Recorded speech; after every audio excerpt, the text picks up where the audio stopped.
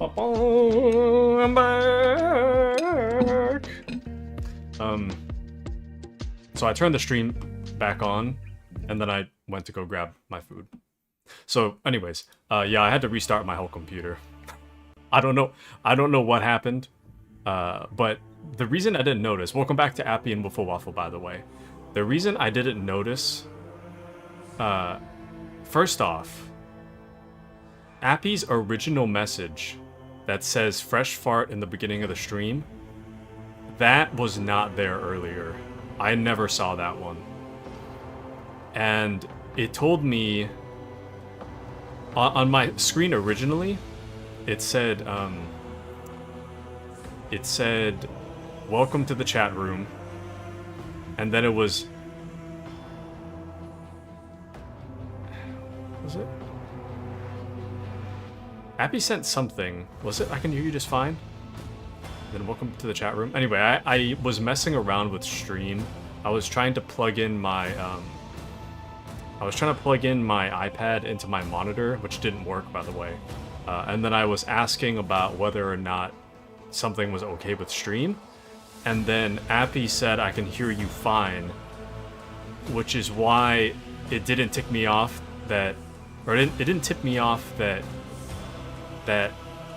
Appy was hinting at something being wrong, because I actually asked if something was wrong, but while my mic was muted, so it was just a coincidence, which is why I got kind of confused.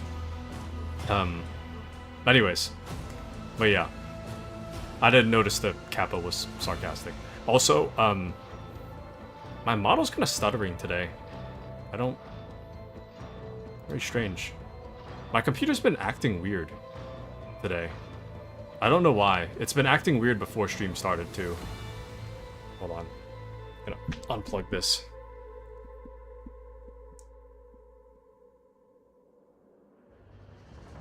Is that better?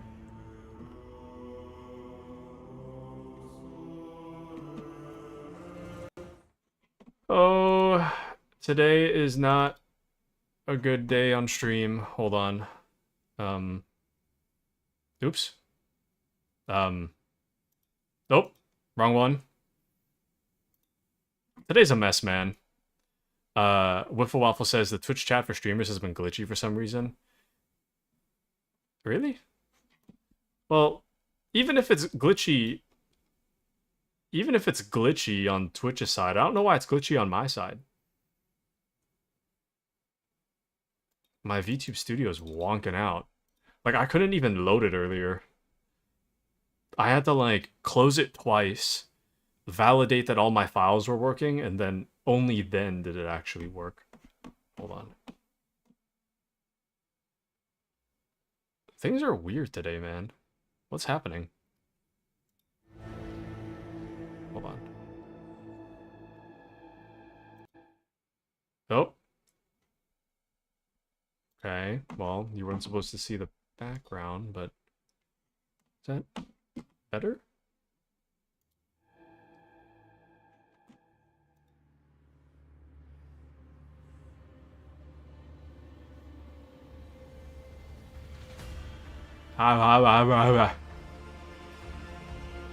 It's not that much better. It's okay. It's a little better, I guess. But only a little bit. Hold on.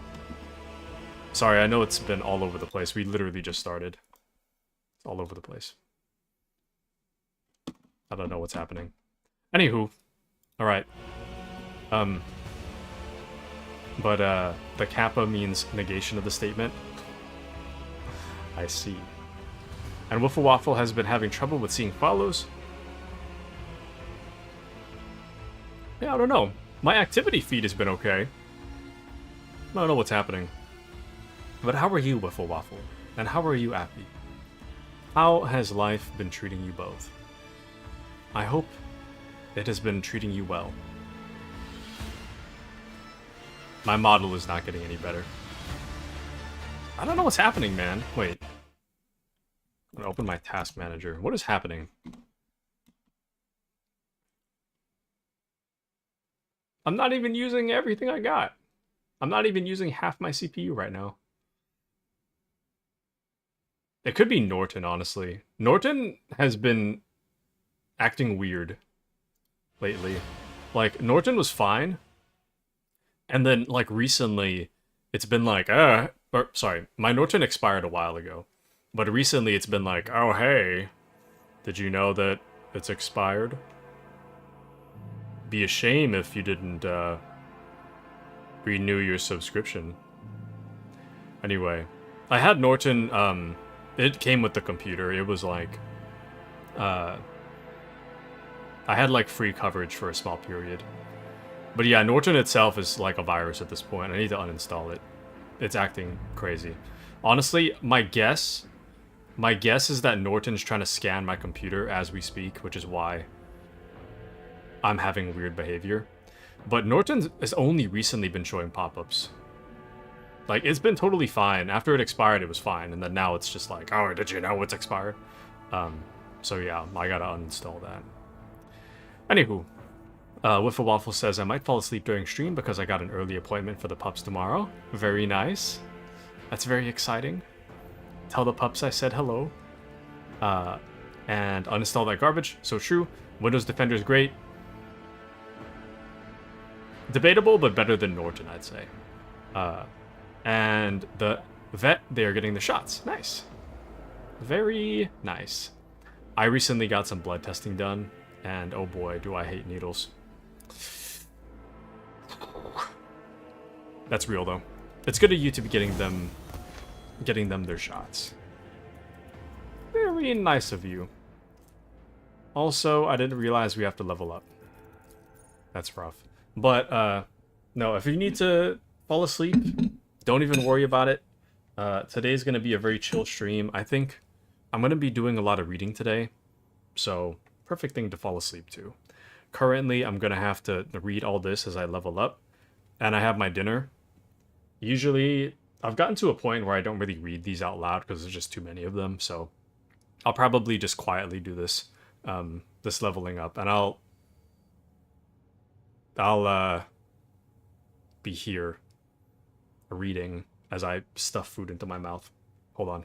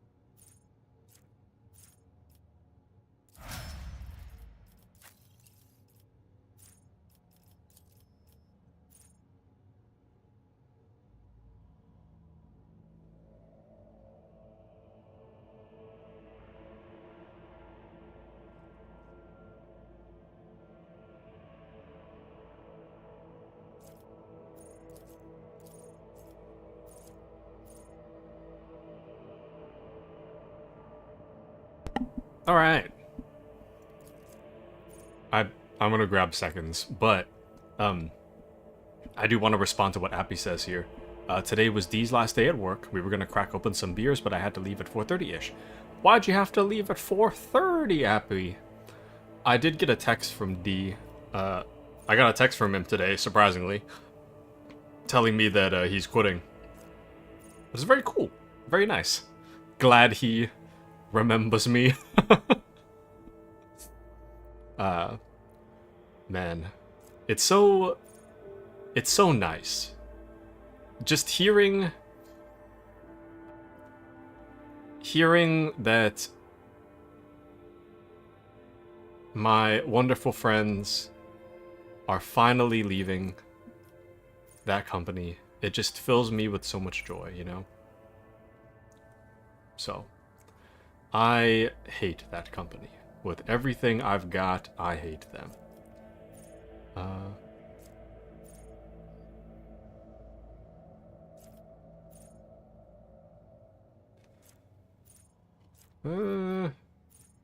High to Excellence is cool, but it says only applies to the first strike projectile in a burst attack. I'm not using burst, you know?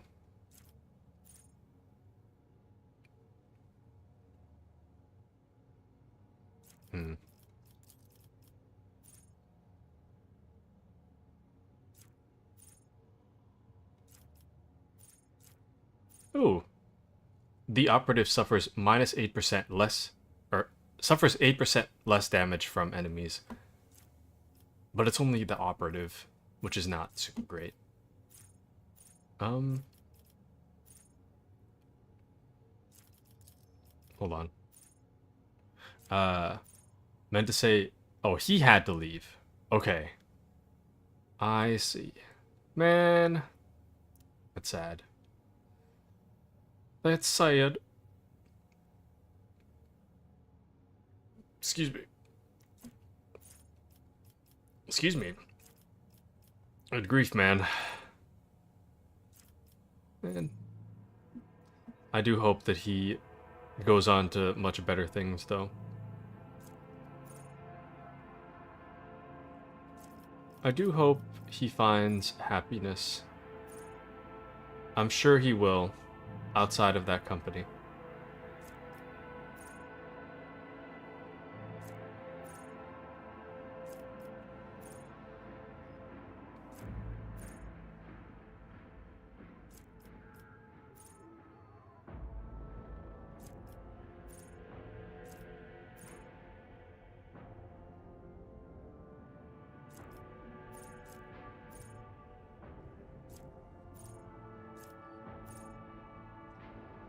Dude, there's so much stuff.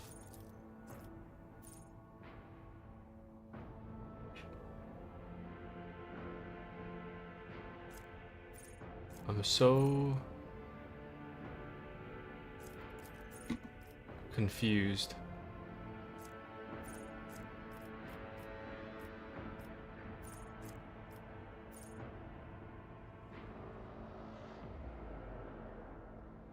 Oh. Whenever the Psyker kills an enemy with the psychic power dealing more damage than the target's wounds, the excess damage will be dealt to the enemy closest to the target. Okay, I don't know what the other ones are, but I'll take that. That sounds good to me.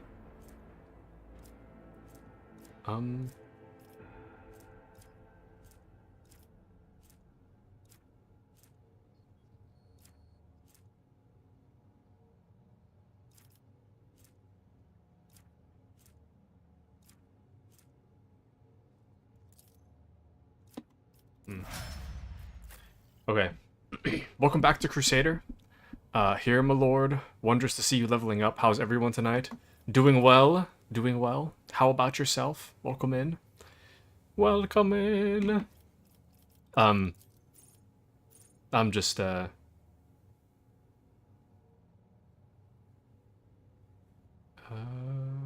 interesting. I'm just trying to level up and read and such. I'm still eating dinner. So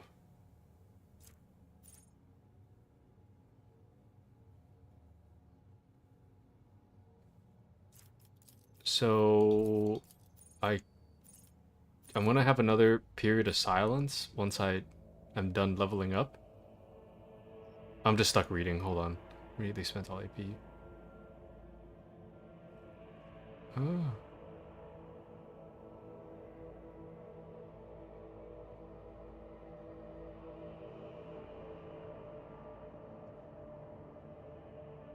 The next time the soldier uses run and gun, they gain back all spent AP and MP plus 1 additional AP. It might be better, actually. I think I'll take that. And... athletics...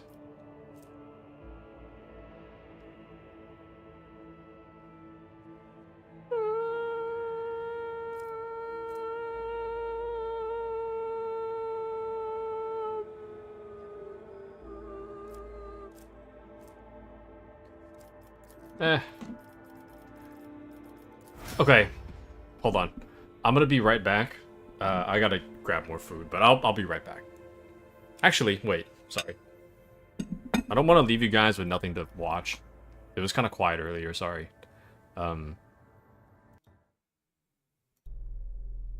Enjoy. Oh.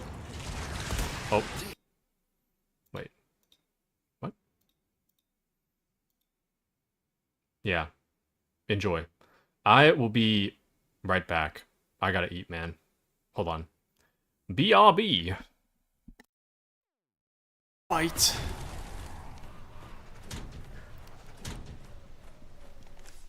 Okay. Let me make some room here. Equip this. I think we're good.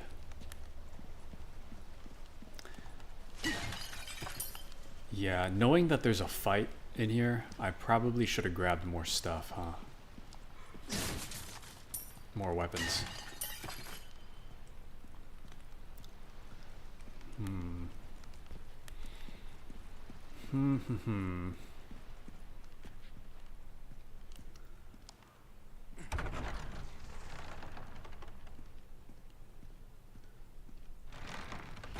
What is this? Why would you make a statue before you finish the castle? Or is this like a... You are nothing, if not unyielding, Mr. Kennedy. However, I'm afraid it ends here. Expel this intruder! Shit. Oh no.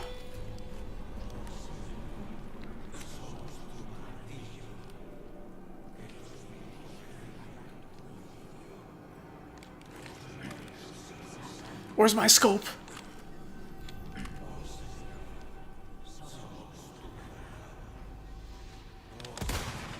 All right.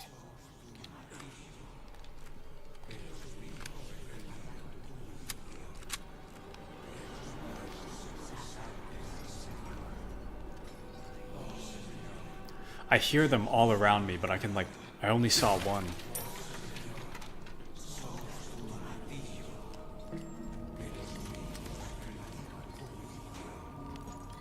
Oh.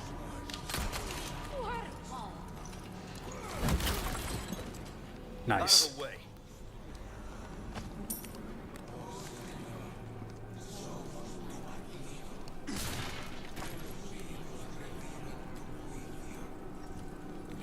Let's go! At the very least, I think I'll get all the statues by the end of the game.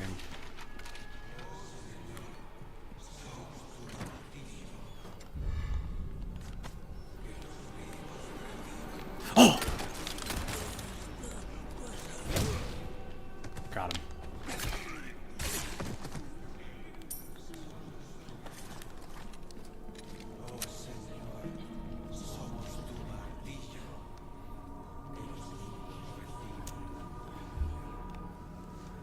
Anyway, sorry if this is a bit violent, Kayla. It's a little violent. It's a little violent.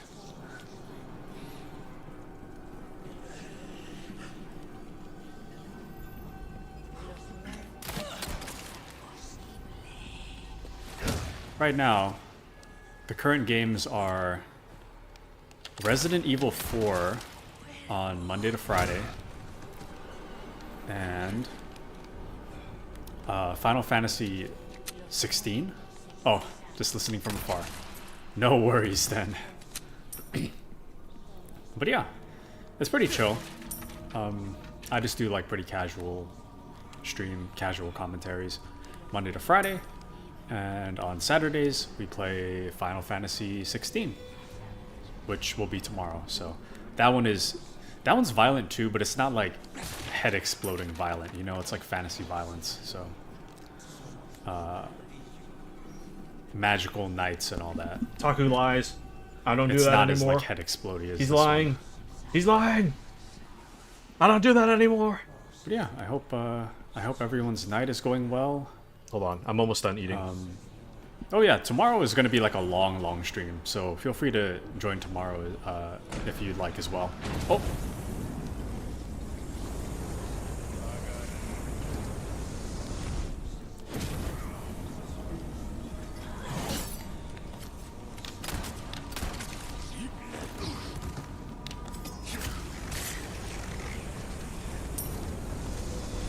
That one is a lot more fun fantasy, but as for mochi, you need to stop eating Oreos, man.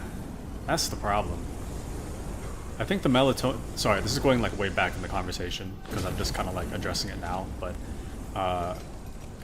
look, melatonin, not the problem. Oreos will mess you up. Gotta like chill out on the Oreos. How do I get around this guy? Am I? Do I just run for it? I don't... I guess I'll run for it. You ate today only. aespa released a puppy interview? What's that? Oh. Feel free to come and go as you please. No big deal. Oh.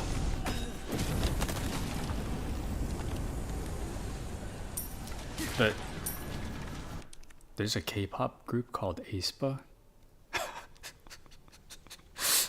Sorry. This is awkward. Shut up, like a... old Taku. New Taku speaking. Or old Taku, I guess. Anyways, we're back.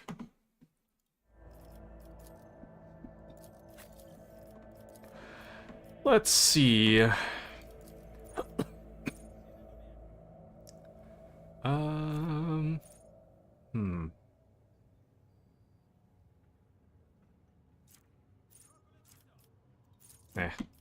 That'll be fine.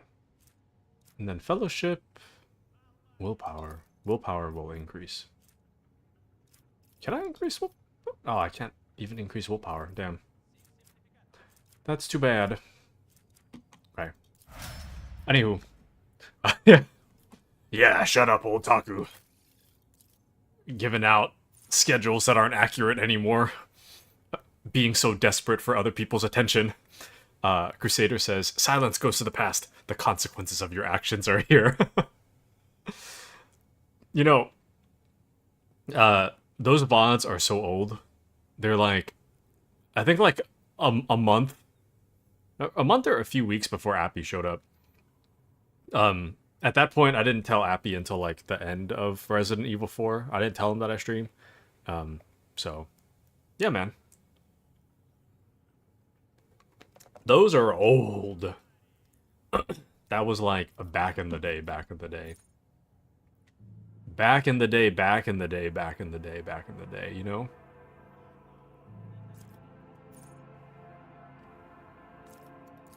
It was quite a while ago. Back in the day. Did I really used to do Monday to Friday? and Saturday, Sunday. I don't remember ever doing that much. Maybe I did, I don't know. That's a lot of stream, man. Or maybe that's why I stopped doing that, if I did. I don't even remember what my original schedule was. I remember it was after work sometimes, but I don't remember how often I did it after work. The Monday, Wednesday, Friday schedule has been, like, solidified for like a year now. Monday, Wednesday, Friday. Saturday, Sunday was the usual schedule for a while. Now it's just Monday, Wednesday, Friday, Saturday. Speaking of which, a quick warning, or not warning, disclaimer. Wednesday, I got something to do during stream time. I can't tell you what it is, but I got something that is taking over my stream time on Wednesday. Just this Wednesday, so I won't be streaming this Wednesday. Just so everybody's aware. Not going to be doing it this Wednesday. Friday is still... I'm definitely going to stream on Friday and Saturday. I don't know what. Currently, Friday is between... I do want to play more Rogue Trader on Friday. However, the RBT's class for Darktide, that drops on Thursday, I think. So I really want to play that. So I might do Darktide on Friday and then a Rogue Trader on Saturday. I'm not quite sure yet, but we'll see. But yeah, Wednesday I'm not streaming. Just to crystal clear, I'm not streaming on Wednesday. I can't. I got something I gotta take care of. So, anyways. Okay, let's see. I guess we have to head to the hollowed electrodynamic cenobium. It is there that this agent of the Golden Throne is most likely to be found. Okay, so I guess we're probably... Oh wait, no, we're not done with this area. I need to check this this computer first. This cogitator looks a lot older and more worn than the ones next to it. However, it has evidently been well cared for. Numerous parts have been replaced, not a single key is jammed, and fresh seals with prayers to the Omnissiah adorn its surface. One of the side panels has been removed. Bundles of gold notched cables run from inside to a small data crypt that was connected only a short while ago. You know what I want? I want one of those, these things? Sorry, I know it's hard to see, but these things here? I think they're called purity seals. I want to get one of those for my, my PC. Just want to stick a little purity seal on it. Oh, the Emperor! The screen reads, awaiting access code. Let's force access to the cogitator. Tech, you succeeded. You have bypassed the security layers. The cogitator is ready to reveal its secrets. Pascal leans forward and runs his fingers over the keys. The cogitator's screen blinks and responds with strings of unknown characters. I appeal to the machine spirit to open Logis Abel's personal archives as well. It has accepted my request. Let's go to the Lotus's secret private archive, the result of Lotus Abel's data trance. I cannot see the secret design, but I can sense it. Shackled in stasis. The minds of the initiated are slumbering in the neural harness of their vows. I am registering an impulse of change. I surmise a potential influence on the stasis of the secret design. There came a time when the spiral was turned into a circle, but the cycle can be discontinued. Am I supposed to understand what these words mean?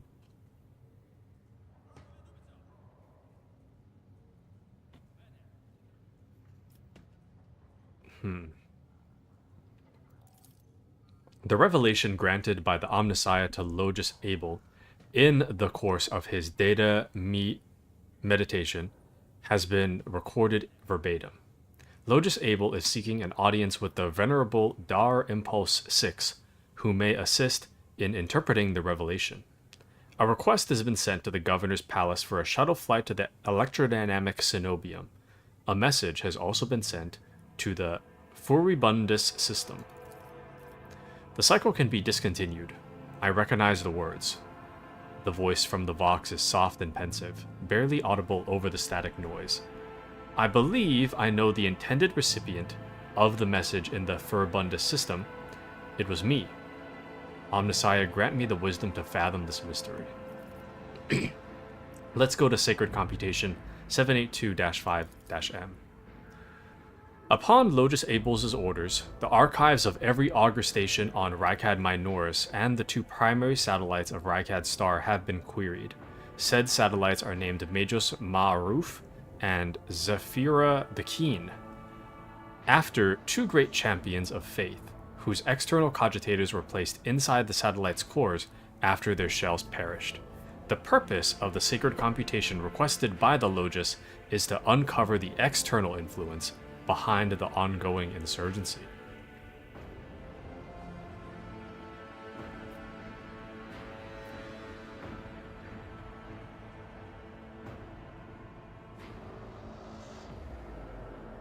Sorry, my brain is really not working today. The purpose of the secret computation requested by the Logus is to uncover the external influence behind the ongoing insurgency. Yeah. Computation result positive. Multiple instances of interference and malfunction detected, suggesting that the ships moving across the system deliberately blinded the sacred augurs' eyes. The first of these ships is thought to have arrived 2 Rykad Minor cycles ago, early in the winter. The most recent one arrived a month ago.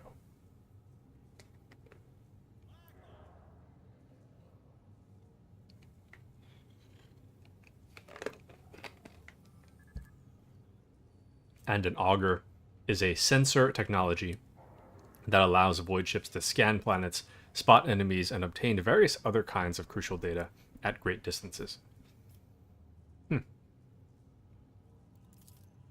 Logus Abels' conclusion. The insurrection on the planet had been long in the making, with the participation of external actors. It is alleged that 2 cycles ago, Aurora arrived in the Rykad system, the rumored unholy prophet of the insurgents. The subsequent ship movements can be attributed to the weapon deliveries. But what is the nature of their activity near Rykad Philia? Governor Medina's attention must be drawn to. The final entry cuts off abruptly. And Crusader says, I have a few purity seals. They are honestly awesome. Okay, I'll have to look into getting some. My Warhammer brain rot is strong. My Warhammer brain rot is strong. What I need is a display case. Currently, like, all my collectibles and whatever are just like a jumbled mess on top of my dresser. What I need is a proper display case, you know? Display my stuff. Like I have 2 Metal Gear figurines that I oh. Hello. There's actually someone on YouTube. Hello to someone on YouTube. It doesn't tell me how long ago you chatted, so I'm not sure when you chatted. But this chat reads from Da Kung. By the sacred blood of the Primarchs, I bear witness to thy crusade upon the Emperor's path. May his divine light anoint thy blade and shield thy soul, battle brother. Thank you, battle brother. It is good to have your support in such arduous times. :3. Okay. I have my YouTube chat open nowadays. Anyway, but yeah, I really need to get a case. I need a case, man. A display case. I'm sorry, my brain is kind of off today. I had kind of a long day at work, so I'm having a hard time reading. Aurora arrived in the Rykad system, rumored on prophet of the insurgents. Go to recent observations. The satellite, Magos Maruf, reports that the ship has translated into the system. Its signature is consistent with the records of the flagship of a rogue traitor dynasty, House von Valancius.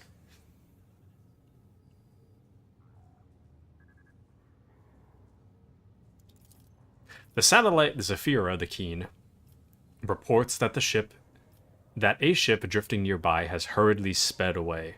The ship had sent an encrypted Vox transmission to the insurgent-controlled areas of the surface of Rykad Minoris. Another transmission was directed to planetoid Rykad Philia. Both transmissions were signed Brother Twilight.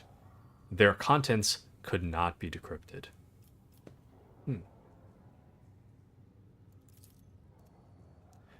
The entry contains planetside coordinates marked as Heavy Auger Station jamming, possibly a hidden insurgent base.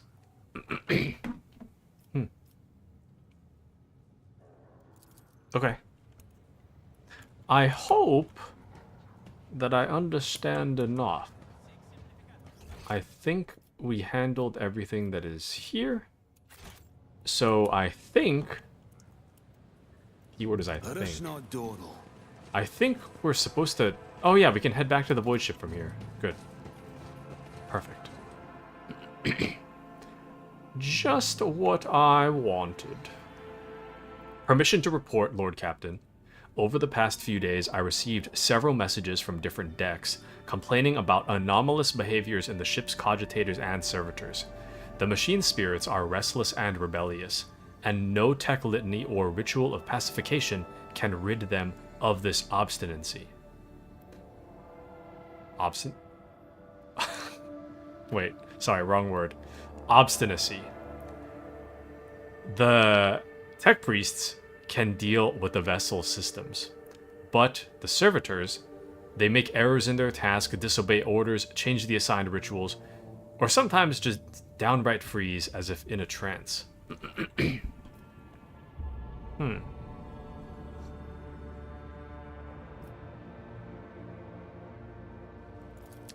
A click comes through the Vox channel, followed by a weary sigh.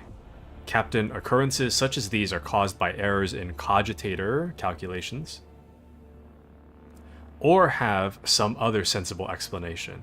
I beseech you not to take after those who whisper about the ship being cursed or possessed. Adira joins the channel and chimes in playfully. Oh, don't start, old man. All these peculiar happenings have long since turned into local legends. A door slams shut, a lumen starts flickering. Folk have grown used to all that, so our resident ghost has decided to up the ante. I'm telling you, things are only going to get worse from here.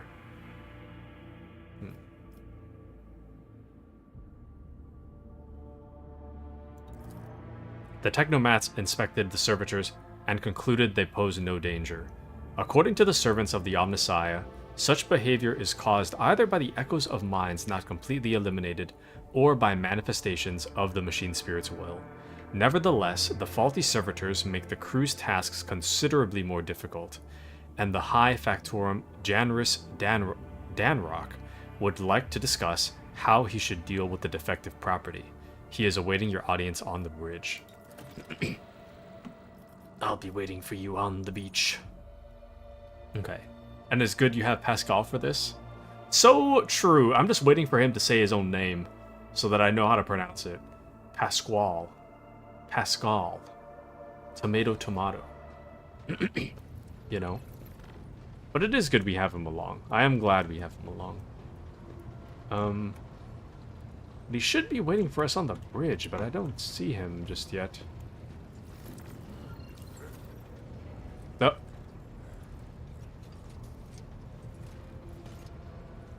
You guys beating up the servitor? The heck?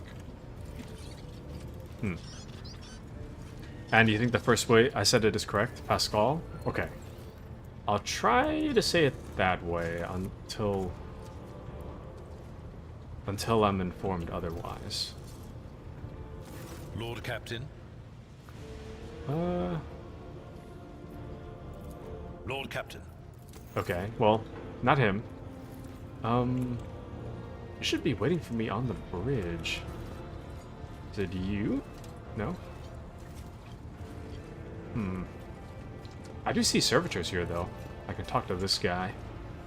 The servitor takes no notice of your presence. So, what's the difference between a servitor and a cogitator? That's what I want to know. Oh, excuse me. What is the difference?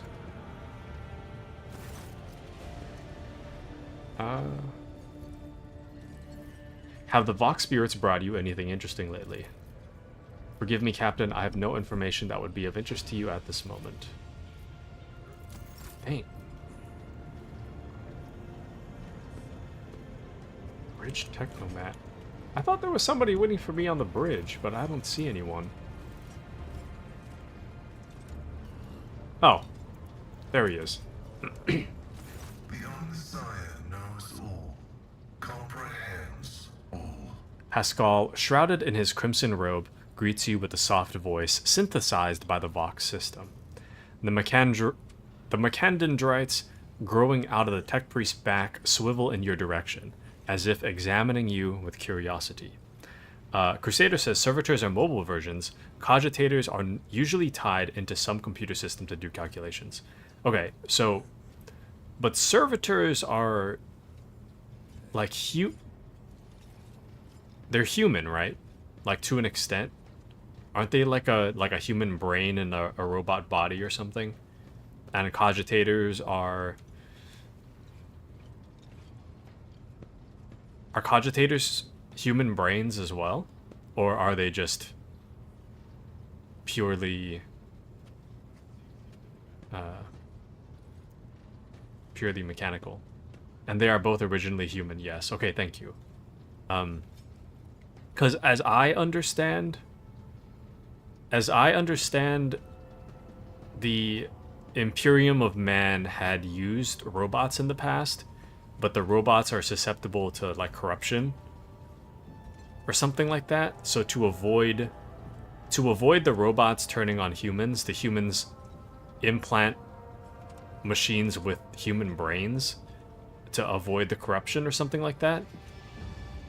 Is that how that works? And servitors are more for manual labor, like cleaning, fixing, and moving things. Ah, I see. Okay. I'll have to keep it in mind. I'm not too familiar with servitors and such. We get to talk about the Men of Iron? You mean, the ones that would use just robotic stuff? Is that what you're referring to? I'm not too familiar with Warhammer timeline, so I'm not too sure. Let's see. Do you know anything about malfunctioning servitors on the ship? Information about the incidents has been detected in the catalog. The incidents have been acknowledged as insignificant. A technical inquiry has established that the most statistically likely cause of the errors was a transgression of sacrilegious negligence during the lobotomizing rite. This disgraceful act of malfeasance has allowed shadows of the servitor's thoughts and recollections to survive in the depths of his mind, which ought to be dedicated to service alone. So, do they take a... Ew. I'm drinking a naked smoothie.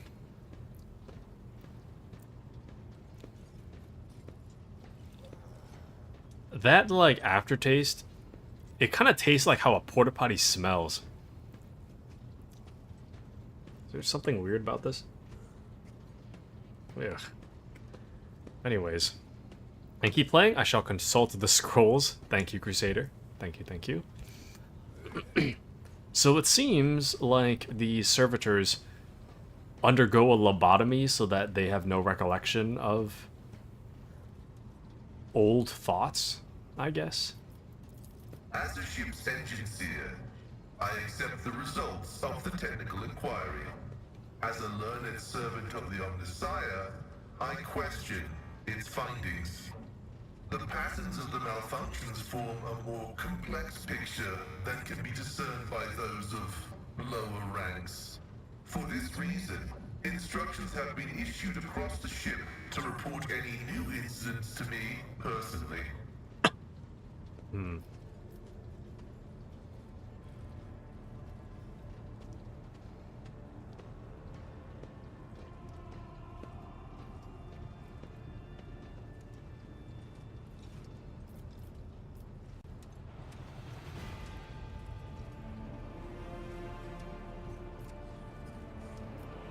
Right. I have some questions about your visit to Rykad Minoris. The request is approved. I am ready to provide the necessary information. What brought you to Rykad Minoris? I came heeding the call of my mentor, the blessed Archmagos Amanat. We were supposed to meet on Rykad Minoris and discuss my mission. The people who wanted to kill you at the port weren't renegades. It was just a cover. Thank you. Information acknowledged. I will analyze it and take additional security measures. What do you think of this Abel Hahnemann? I propose that it was the blessed Amonat who assumed this name. This name is assigned to me. His presence in the hands of heretics is categorically unacceptable. The canon of technological security commands that every effort be made to rescue a high-ranking bearer of knowledge. That'll be all for now. Acknowledged. I don't quite remember, the people who wanted to kill you at the port weren't renegades? I don't remember who tried to kill him. I want to know more about your past. The request is approved. I have no outright restrictions on disclosing this information. Behind the tech priest's shoulders, the Mechandrites spread out like wings. Where are you from? Information about my origins is worthless. I belong to the priesthood of explorators and came to the Coronis Expanse over 200 years ago. Any events preceding that moment are insignificant. How did you end up in the Coronis Expanse? I was honored to become a member of the Explorator Cognizance Fleet. When the Adeptus Mechanicus summoned the faithful for an exploratory venture into the depths of the Coronis Expanse, I joined the fleet in fulfillment of my sacred vows of comprehension. An Explorator is an Adeptus Mechanicus tech priest who conduct a never-ending search for the unrecorded phenomena, forgotten archaeotech hordes, and unknown life forms. Cool. Why are you not with the fleet then? Archmagos Amanat, my blessed mentor, commanded me to crew the orbital station Altar Templum Calixus X-17. This venerable temple station was founded in the early years of our expansion into the Coronis Expanse. It is currently a rear observation post of the Cognizance Fleet in orbit around the star Furibundus. What?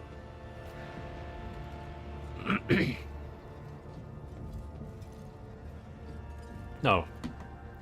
Crusader says, so many millennia ago, humanity, in what was called the Golden Age or Dark Age of technology, were so advanced that they made the super smart AI and put them in robots known as the Men of Gold to do all their computational thinking for them and all of their intellectual tasks.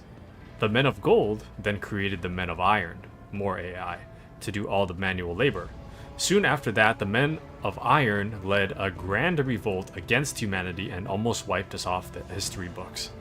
Soon after this, AI, known now as Abominable Intelligence, are outlawed across the galaxy in fear of another uprising. Ah. Ah, yes. History reflects fantasy. Well, you know, it's pretty crazy that we don't have to wait till the year 40,000 for AI to start going going crazy. Well, that is interesting. It's funny. The AI men of gold make men of iron. That's pretty interesting, I must say. It's surprising they don't just like do the manual labor themselves. But I guess that would make sense, right? Yeah, I guess that would make sense. Because you could just create a bunch of servant robots that don't need to do the thinking if you have a bunch of robots that already can think. That is interesting. Thank you, Crusader. Thank you, thank you. So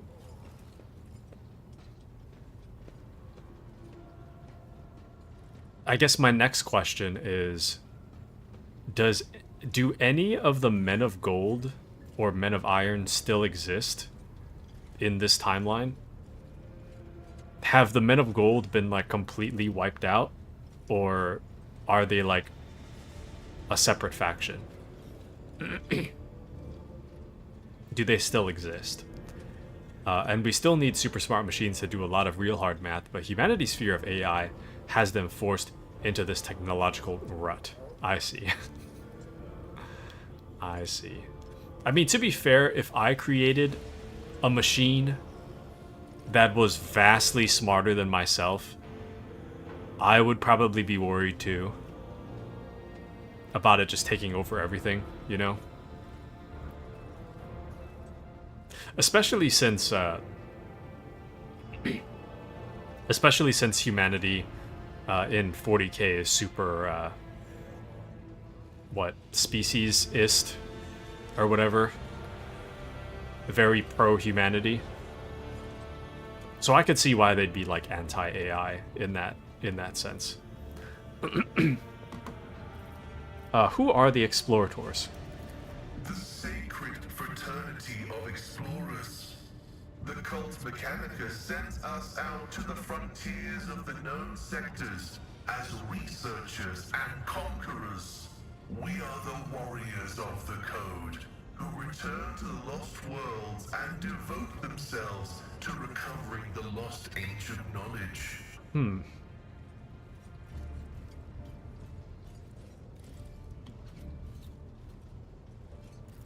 Explorators are granted the privilege of being more independent than many of our tech comrades.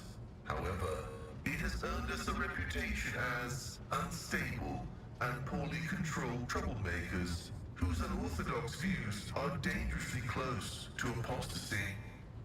I see. Crusader says, so far that we know of, there is currently one Man of Iron still working in the Black Library. The Black Library is a huge Xenos creation housing the information about the entire universe at large, including many pieces from the Dark Age of technology. So, I mean, I get that surely the Men of Iron are not as smart as the Men of Gold, right? But even so, why would you... If you're worried about AI taking over, why would you put one in charge of the largest library in the Imperium of Man?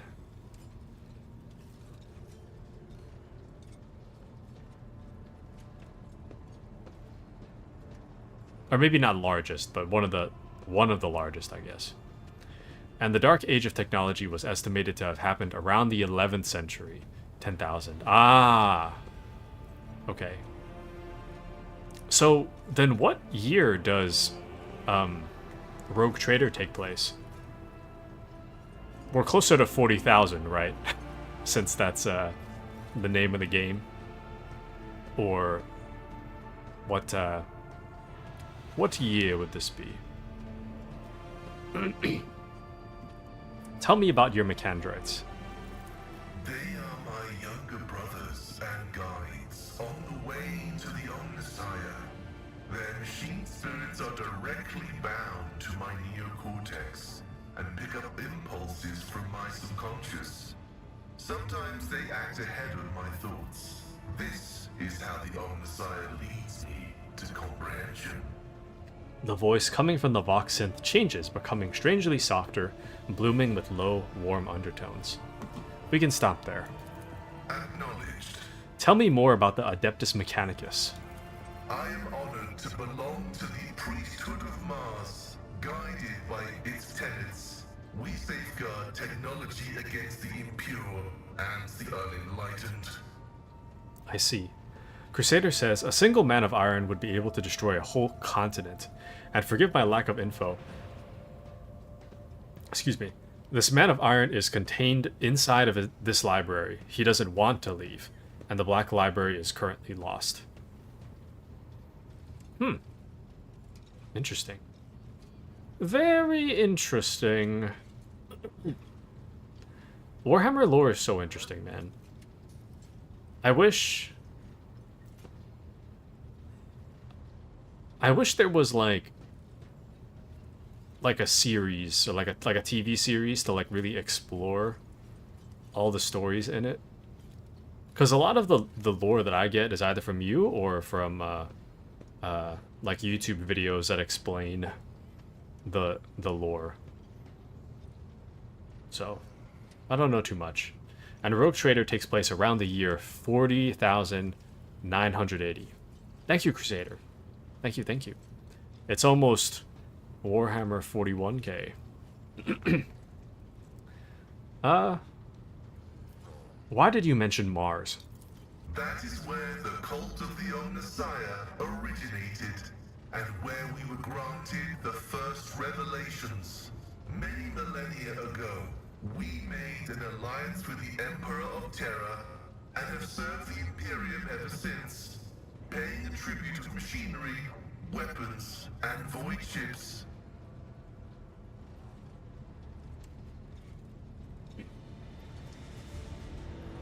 Alright. Sorry, I had to get up and turn the light on.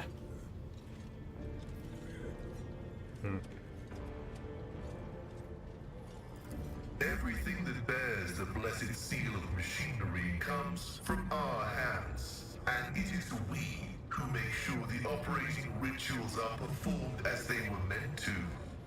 We are everywhere. We are the Mars forged steel bars that give the Imperium strength.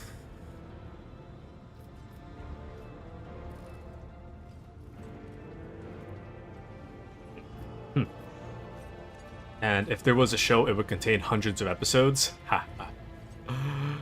Good. It better contain thousands.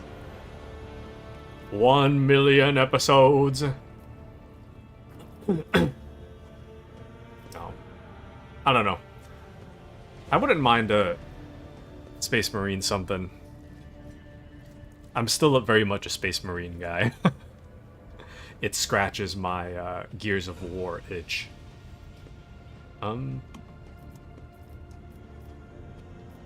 Let's see.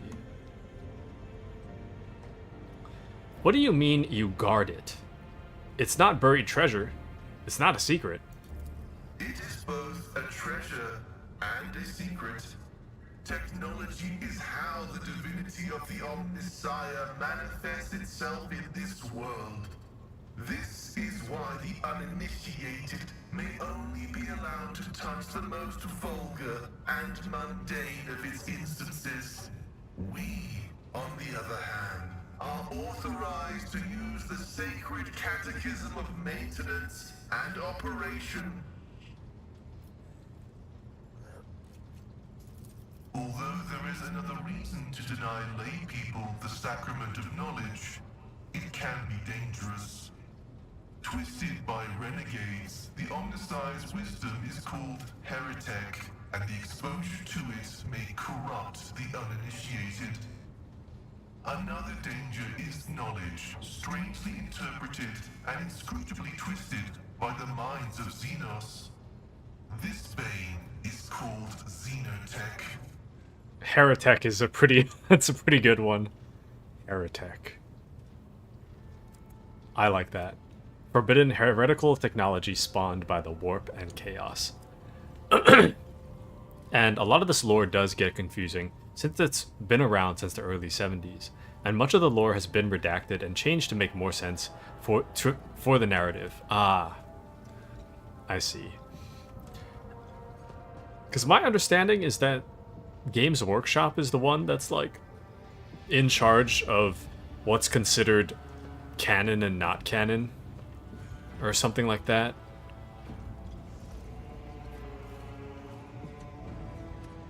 So, but there's some stuff that is considered not canon, so then it's just, I don't know. I think that's the biggest thing that kind of stops me from understanding 40k lore, you know? What's canon? Is Space Marine 2 canon? Is Rogue Trader canon? Is Dark Tide canon? Like, I think Dark Tide's one of those ones that's considered, like, questionably canon. I don't know.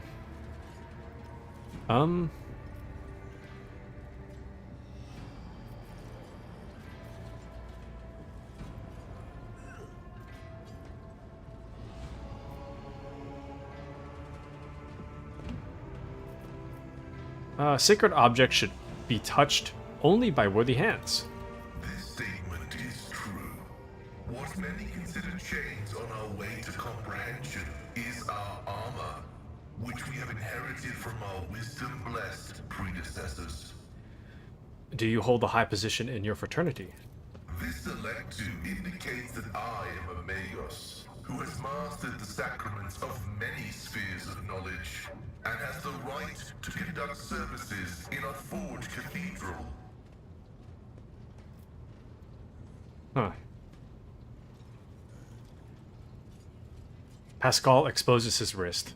The glowing green threads of an electric tattoo run under the pale skin that has long forgotten the taste of sunlight. Me, IRL. Under the pale skin that has long forgotten the taste of sunlight. He's just like me, for real, for real. What is the Omnissiah in your understanding? He is the divine mechanism, the maker of technology. The universe was made to resemble a mechanical marvel because the Omnissiah rules over it. Knowledge is the highest form that he uses to manifest in the world. For now. Someday, he will come to this world in the absolute fullness of his splendor.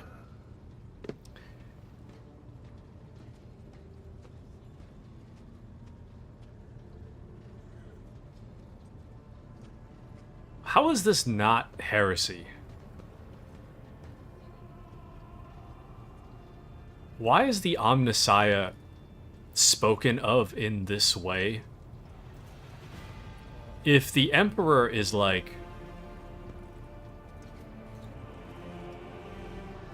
If everybody worships the Emperor, then why is this guy allowed to seemingly worship the Omnissiah?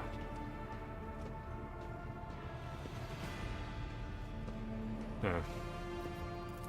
The Adeptus Mechanicus worshipped the Emperor. No, okay, He is well. the earthly manifestation of the Omnissiah, who brought humanity into the light of divine grace. It appears I've answered my own question. If I had just clicked one more time. The Adeptus Mechanicus worship the Emperor. He is the earthly manifestation of the Omnissiah. Ah. I see. So they consider the Emperor to be the Omnissiah. So, in that way, it's not... It's technically not heresy. Because, I mean, while I guess everybody... While a large chunk of humanity worships the Emperor, it seems like the Adeptus Mechanicus worship the Emperor, but because they think he's the Omnissiah. That's probably what it is. But yeah, Crusader says, glad you asked, more typing. Feel free to elaborate. Feel free. Anything lore-wise, feel free to tell me. It would actually be pretty helpful for me to know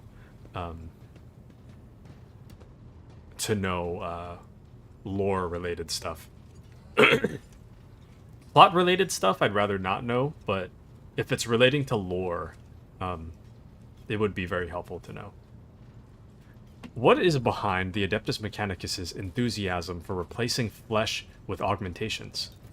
Organic tissue is an imperfect replica of the machine, transient and vulnerable. Metal is more stable, more effective, and more durable. Flesh speak is flawed next to binaric language.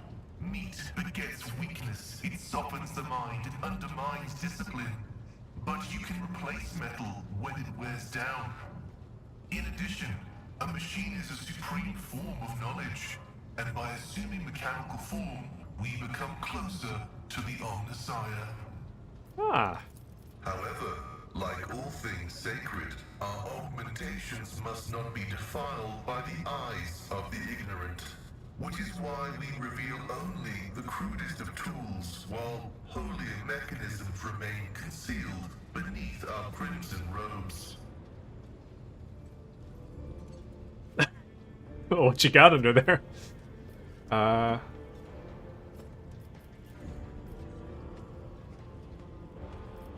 All of these are not good answers.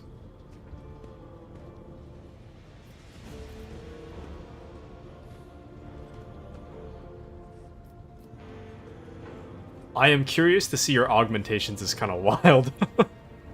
But I don't want to call it superstition, you know? We'll just say we're curious to see his augmentations. The right to witness the miracle of flesh being fused with holy metal is granted only to those who have ascended to the rank of initiate. However, your lofty status of rogue trader allows me to make a partial exception and reveal my sacred stigmata.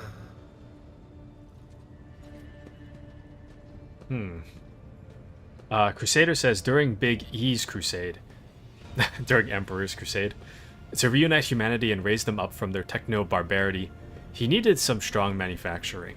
The tech priests on Mars were the best at the time, and he had no way, at the time, to win a war against them, and thus asked them for a treaty. They are allowed their worship of a machine god, as long as they continue to make his war machines. Ah! That makes more sense now. That makes a lot more sense now. I was thinking, like, originally, it really does seem like heresy for them to call him, to call the Emperor the Omnissiah. I mean, ultimately, they still worship the Emperor, but it does kind of seem strange that they're allowed to worship the Omnissiah and not be considered a heretic. But I guess, yeah, it's somewhat acceptable if they call the Emperor the Omnissiah, and it is a little more acceptable on top of that if the Emperor himself made a treaty with the tech priests. So that makes sense. And hey, hot stuff, show me that CPU if you don't mind. Show us your CPU. It's pretty wild. This dude's basically talking about, like, oh yeah, I got some, like, stuff under my clothes that I want to show you. And we're just like, curious. Kind of wild. Kind of wild. Pascal reverently parts the robe's scarlet folds on his chest. You see emaciated white meat gnawed through by metallic shunts and flexible wires. Blood runs through transparent pipes enriched with the nutrients required by the pallid flesh. Taku's test succeeded. The sight of a body transformed into an appendage to an incredibly complex mechanism built using unfathomably ancient blueprints is mesmerizing. Every component of this machine serves the dual purpose of preserving life in Pascal's fragile flesh and preventing all threats to his well-being.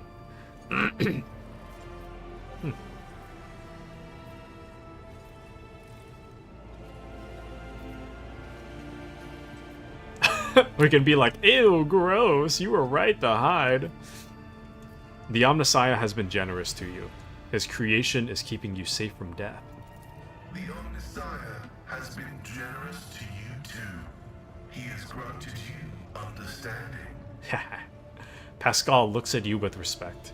He seems surprised that you recognize the purpose of the augmentations implanted in his body. You have a strange way of speaking. Is that because of the augmentation? Or does your faith dictate how you should express yourself? Partially true. I had a voice modulator implanted alongside the respiratory purification module, but there is an additional reason. Gothic is not my first language. I am used to thinking and making statements in lingua technis. The binaric language is more informative, more ergonomic, and less prone to misinterpretation. Interesting.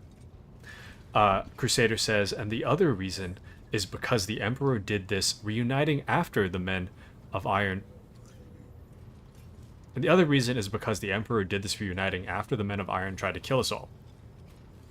After they did, we lost so much information about our own technology because we destroyed much of it ourselves in a desperate ploy to kill the Men of Iron. One of the only places that was able to preserve a modicum of information or knowledge of how to use the tech was the Mechanicum. Ah, I see. So, does that mean that the... So you know, like, how the tech priests are putting lobotomized brains into servitors and whatnot. Did they start doing that before the Men of Gold and the Men of Iron? Or did they start doing that after the Men of Gold and Men of Iron? I guess I'm a little confused about how, if humanity destroyed so much tech to kill the Men of Iron, then why would the tech priests still have information and knowledge about it? I mean, I guess you can possess information and knowledge without possessing complex mechanics. I'm not really sure how to phrase the question I'm trying to ask. I have no more questions. Acknowledged. I must take my leave. May your labors be effective and fruitful. The Vox synth emits a rattling binaric mantra. Okay.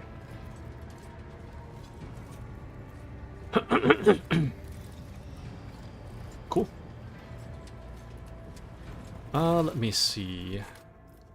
So the current quest is defective servitors, the errands.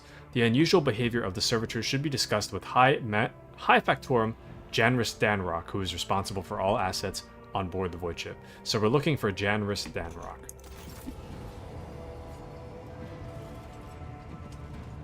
Not sure where we'll find such a person, but I can keep looking. Janris Danrock.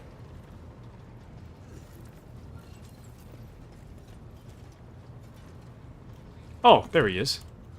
High Factorum Janris Danrock. The corpulent man in lavish clothes bows before you, not without difficulty. A serval skull whirs over his shoulder while the fingers of his augmented hand drum against the sheaf of papers he is holding, and he regards you with an attentive interest through the lens of his magnifying implant. Greetings, your lordship. Janris Danrock, at your service.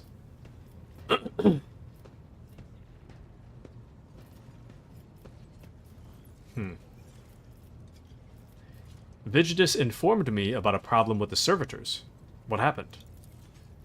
You see, your lordship, the ship's servitors have been malfunctioning of late. They violate protocols, interrupt their tasks, observe crew members for long periods of time, and move erratically with no meaning or purpose. Janris Danrock nervously pulls on his luxurious frock coat, as if it were uncomfortably tight. Had it been a routine technical fault, I would have decided the fate of these servitors myself, but I deemed it necessary to notify you. I do not wish to hide such irregularities from the captain. If you wish to observe the servitors' unusual behavior before you decide their fate, this can be arranged.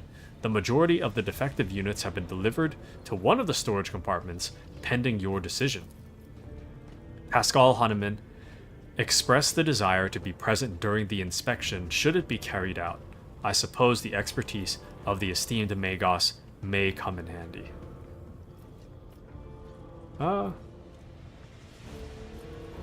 I shall take a look at these servitors, but not right away. Let me ask him a few more questions first. As you wish, how else may I assist you? Remind me, what is it you do on my ship?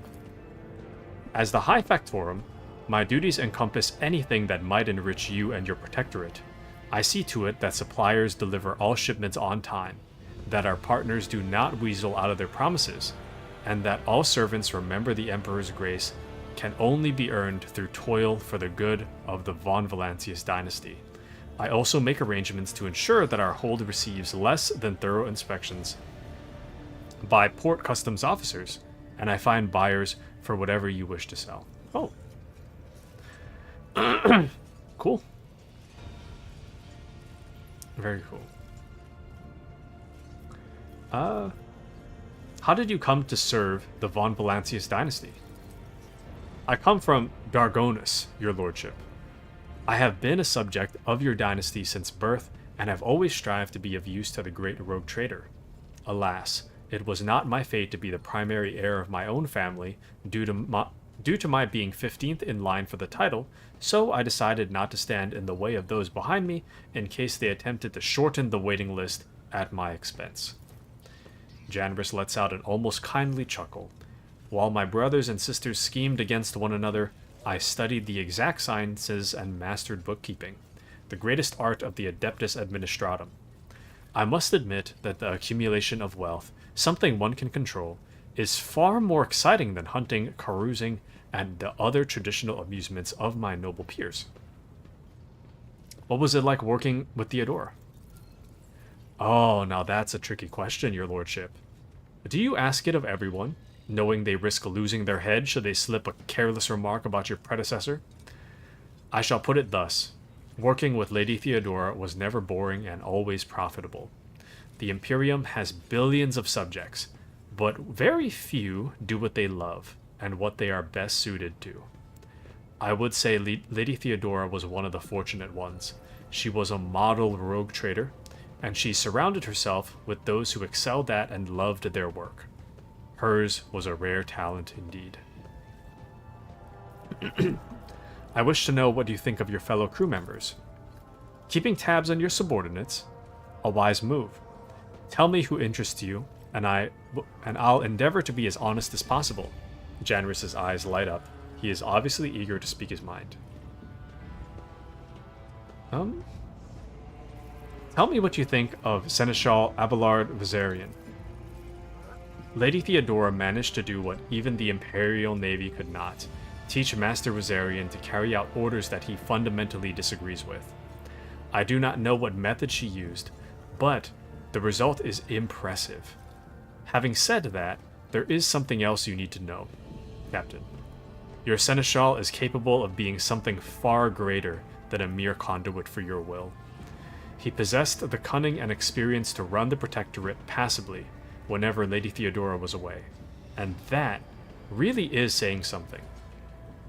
Keep an eye on that old officer, I say, or alternatively, turn him into a faithful ally.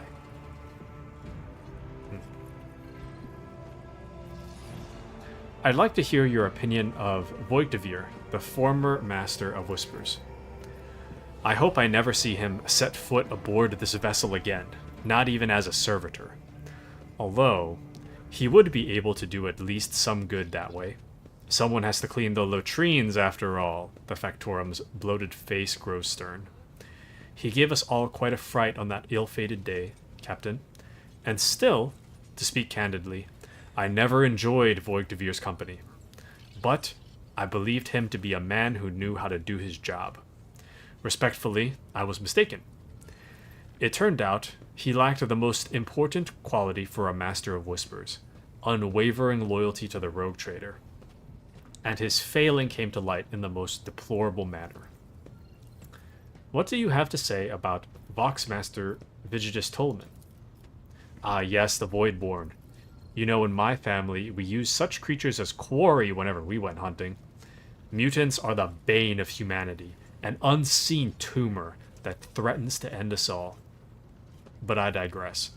In the brief time Tolaman has spent in post as Voxmaster, I have not noticed any significant flaws in her character, or anything that would make me question her professional qualities. Needless to say, she is very diligent, as is any Voidborn seeking to earn their master's affection. I believe you can trust in her skills and loyalty. I wish to discuss something else. I want to know more about the people who buy our plunder. Of course, Captain. Who interests you exactly? We most often deal with the followers of Saint Drusus, the Explorators, the Casbalicum mission, or Emperor Forgive Us, the Fellowship of the Void.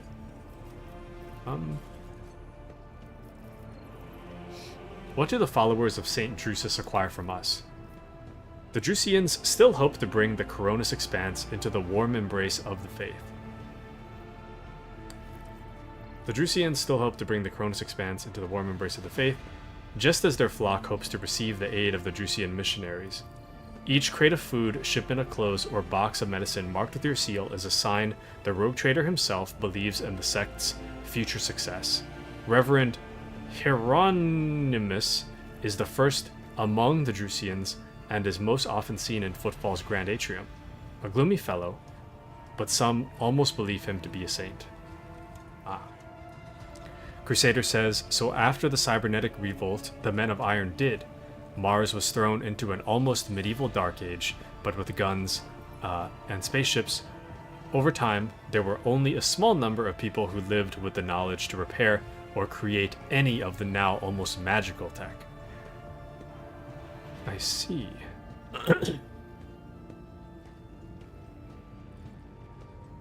Over time, these numbers diminished as they died.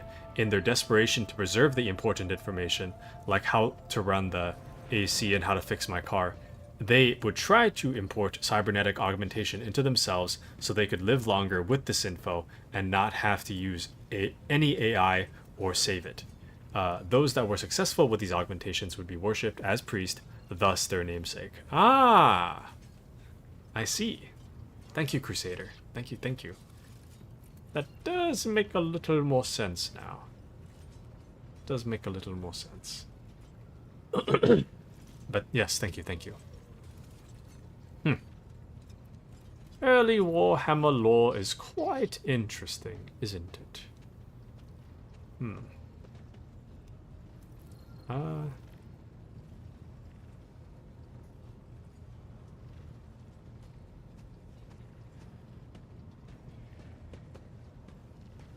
I don't understand what's happening here. Your loyal scribe awaits any other questions. Thank you, thank you. Thank you, scribe. This is a little confusing to me. The Drusians hope to bring the Coronis Expanse into the warm embrace of the faith.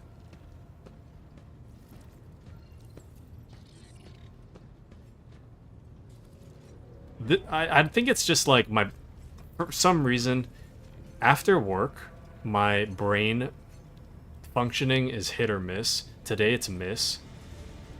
Unfortunately, my brain isn't really fully on today, so sentences like these are kind of confusing me. The Drusians still hope to bring the Coronis Expanse into the warm embrace of the faith, just as their flock hopes to receive the aid of the Drusian missionaries.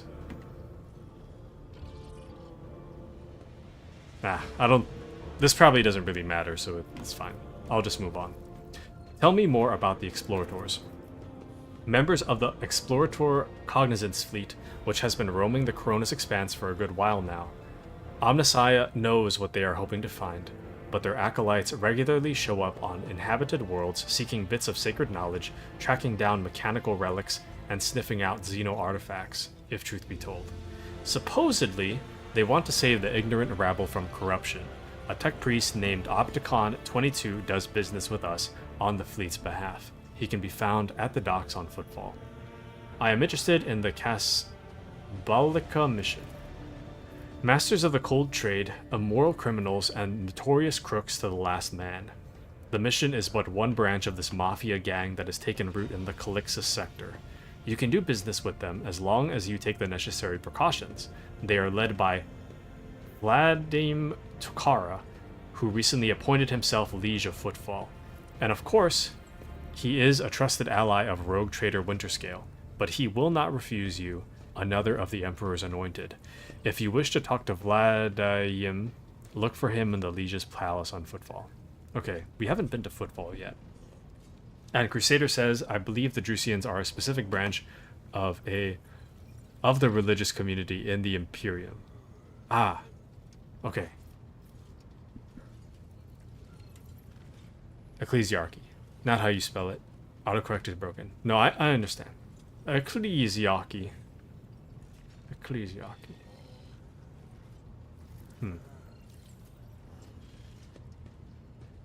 So the Drusians still hope to bring the Coronis Expanse into worshipping the Emperor, just as they hope to receive, or just as the people who aren't, sorry, the Drusians, the religious, still hope to bring the Coronis Expanse into the warm embrace of the faith, just as their flock hopes to receive aid of the Drusian missionaries. I think what this tries to say is the religious people still hope to bring their faith. No, sorry.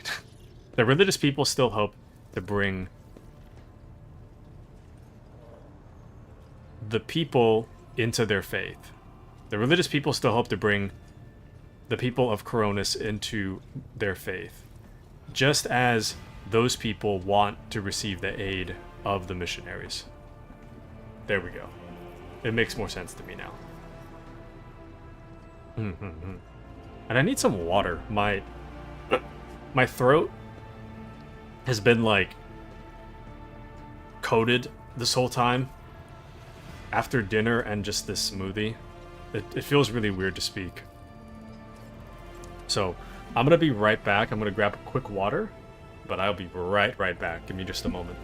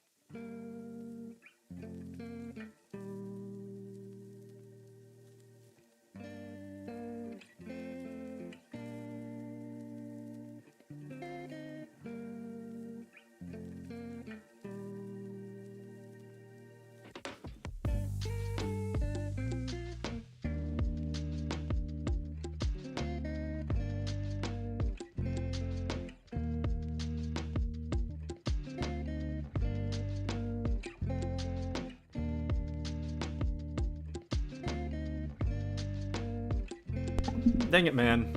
I just realized... oh! I just realized, as I walked back into the room, there's actually a water on the table behind me. I went and I got water for no reason, basically. There was already water in the room. Anyways, I already feel a lot better. Drinking a little bit of water. My voice is gone.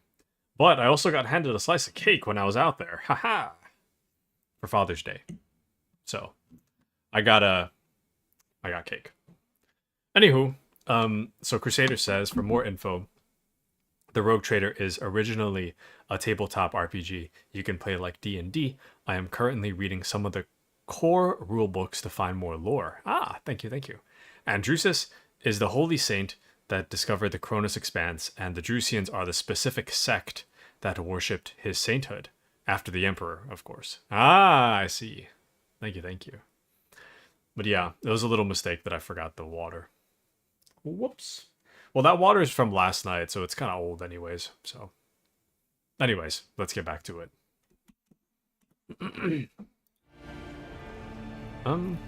What is this Fellowship of the Void? Janus emits a laugh-like gurgle. A pompous name, is it not?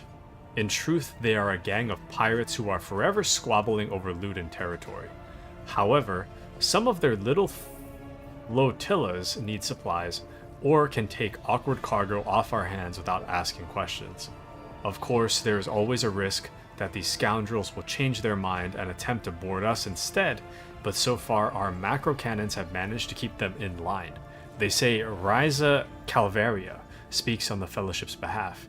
The Adeptus, a masochist on footfall, is rumored to be her favorite haunt.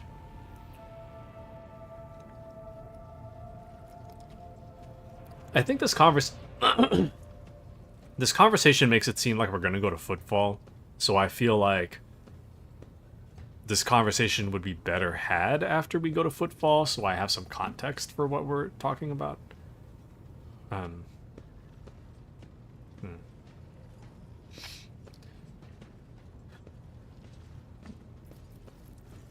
Why are we giving away our spoils to these people in the first place?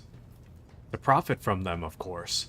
Most of the things you will find during expeditions are complete junk to one such as yourself, but the less fortunate and affluent servants of the Emperor think them treasures, especially when they are bestowed by the great rogue trader himself.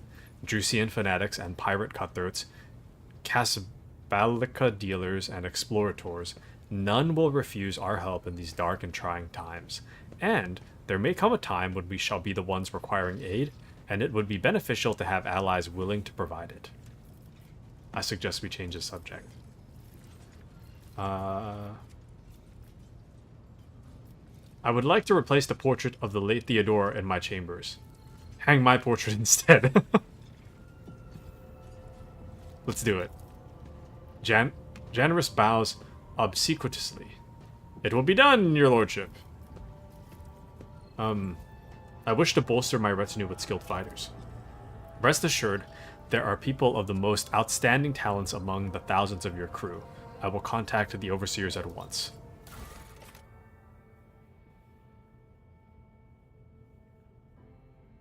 Huh? I can just add a character? Okay, wait. I didn't see this coming. Welcome into Mochi. Welcome in. We can do that some other time. I didn't realize, I could just add a character like that. Now you get to make another guy. That's okay. I think I'll pass on making another guy, because one, it's going to take too long. It literally took me an hour to make the first guy. And two, on top of it taking a long time for me to make the character, the look, I'm also going to have to like read all the skills and set them up. And if I do keep them around, then they take up one of the characters that actually have a story. So I want to keep as many story-related characters as possible. But yeah, it's okay. I'll pass on making another guy. It's gonna take too long. But yes, welcome in, Mochi. How are you, Mochi? My retinue and I are in need of training. I will show you our sparring chambers at once. No.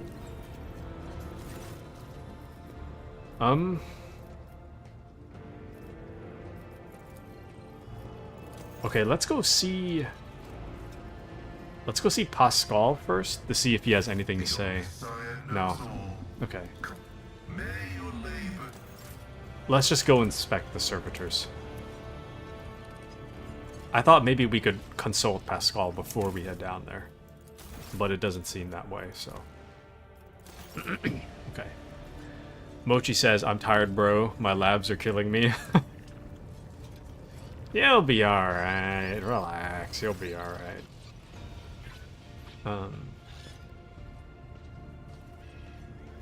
I am ready to look at the malfunctioning servitors. As you wish, your lordship, would you like the Agenseer Prime to accompany you? Yes, Pascal shall come with me. As your lordship commands. Ah! It's in storybook format. Cool. We are located in the Von Valancius flagship in the lower decks. This is a report of a tech phenomenon that was observed during the captain's visit to Bay AKN 108 from the words of High Factorum Janus Danrock.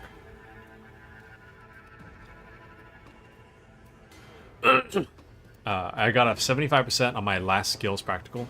Well, 75% is still a C. You're still passing, so don't even worry. I mean, should be 100%, but still passing. That's still passing, right? You'll probably be fine. It's fine. Just study harder. Study harder.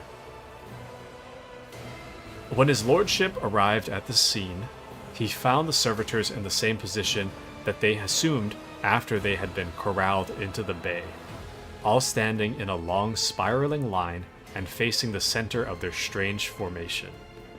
The moment his lordship crossed the threshold of the bay gate, their bodies jerked into motion, all as one, as if obeying a command. The servitors turned to face the captain. The technomats tasked with overseeing the defective units even reached for their weapons. But then the servitors went still just as abruptly, staring at the captain with vacant eyes. All present held their breath, disturbed by this sight. We waited for the captain to speak. Now, Taku von Valancius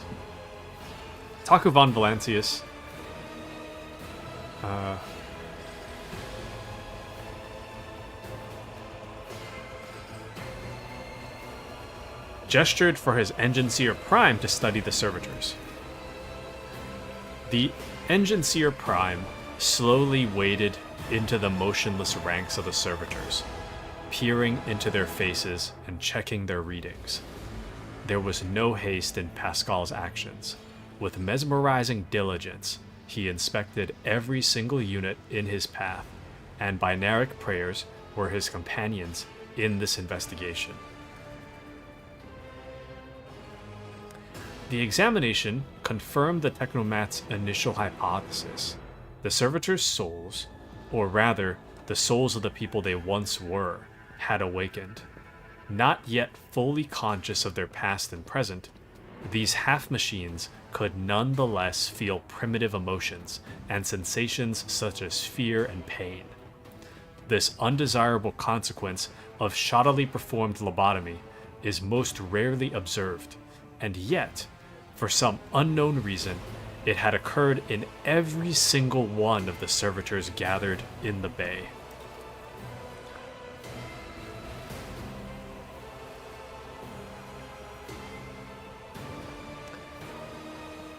Huh. And Crusader says passing is good, it gives you a chance to keep studying. I wish you luck. So true, Crusader. So true and so kind. I demanded a report on the defective unit's status from the technomats. The technomat's long-winded and detailed report could have been surmised in a single key point. Despite the servitors' abnormal behavior, they were still quite capable of carrying out tasks, and therefore, the circumstances did not call for their termination.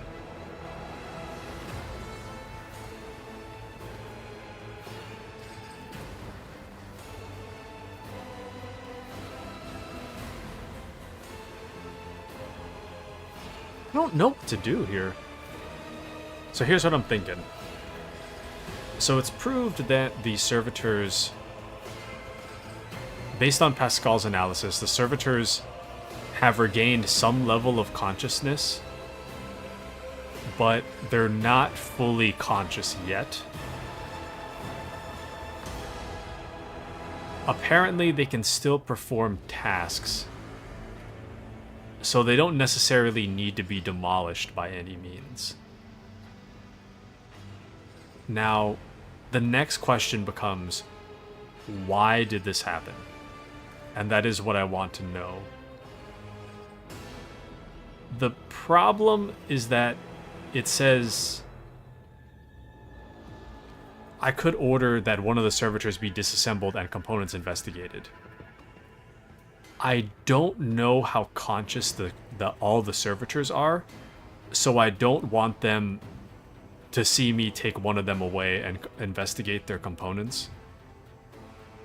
So it makes me wonder, this could be good for me, but this could also be bad if they're conscious enough to recognize the danger that they're in. I haven't decided a decision, so we're down. Not this one yet. And number one took several steps toward the servitors.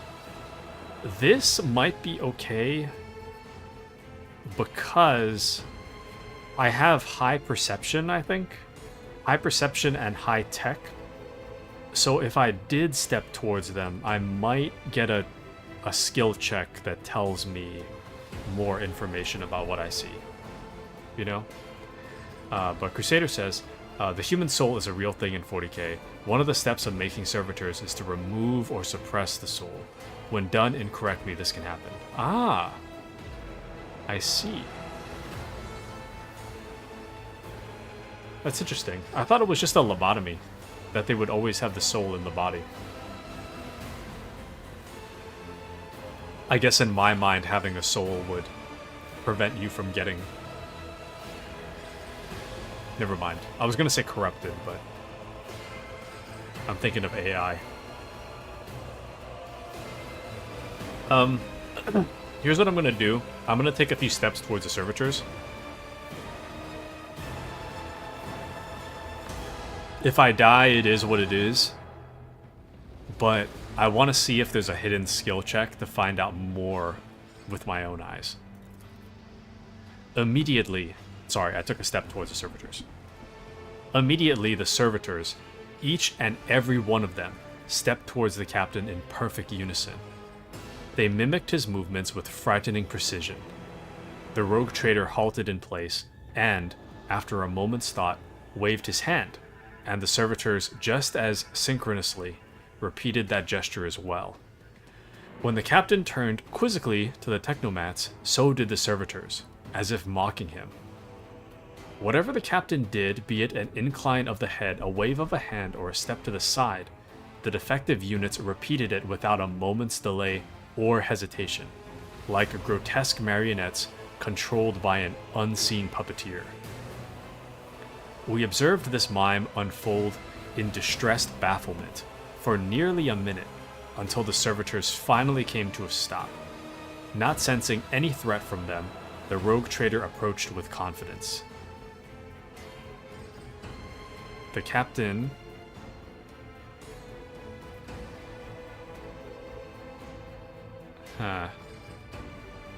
Crusader says, many things can happen after servitors regain some of their soul and consciousness depending on what you do. I refuse to spoil plot.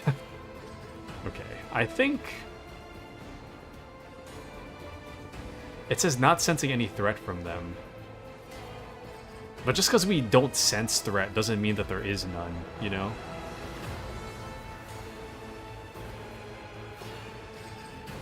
You know what? Let's examine. We examine the servitors. As High Factorum, it was I who had prompted that entire inspection, and thus it was my duty to follow the captain. As we stepped closer, we noticed a fascinating irregularity. The servitor's pupils, normally still, were shaking wildly. Their bulging veins were pulsating under their copper collars, inscribed with their past offenses. It was as if those mindless half-machines were locked in a perpetual state of extreme tension.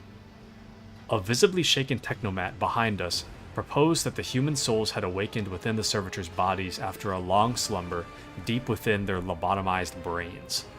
Formerly bereft of intelligence, they had attained awareness, feeling, and understanding. After a pause, the technomat added that the servitors used to function properly and that no one has been able to explain the change in their behavior.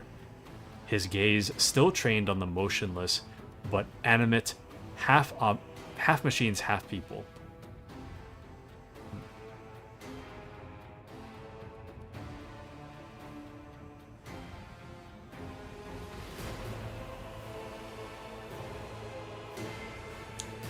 So, okay. Here's another question I have then. So, does that mean that all servitors are criminals of the Imperium? Can you be like a good guy and still become a servitor? Or is it like you committed a crime against the Imperium, therefore we're gonna lobotomize you and stick your brain in a servitor? Is that how that is? Because I see that it says their bulging veins are pulsating under their copper collars inscribed with past offenses. Which kind of implies to me that all the servitors must be criminals then, right? To some extent. And all of them are criminals or judged as such. Ah, thank you, Crusader. Okay. Huh. So, they attain awareness, feeling, and understanding. They are criminals. Or they were criminals before they got put into a servitor. And the pupils are shaking wildly, as if they were locked in a perpetual state of extreme tension. So the brains of criminals are gaining consciousness and extremely tense. That's not a good sign. But Crusader says you can be a good guy, be late to work one too many times, and be tried as a criminal due to your dereliction of duty. Ah. I see. That does make sense. So they're criminals, but they're not necessarily bad people.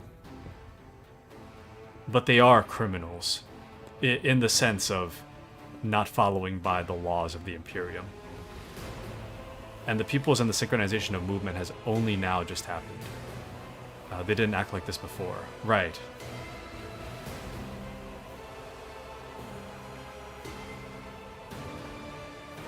I don't know.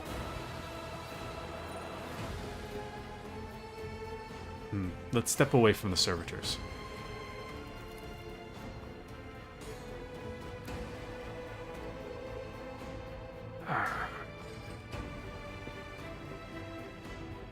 Okay, I want to do number 2. Order one of the servitors to be disassembled and components investigated. I'm just worried that if I do so, they're gonna start attacking the technomats or whatever.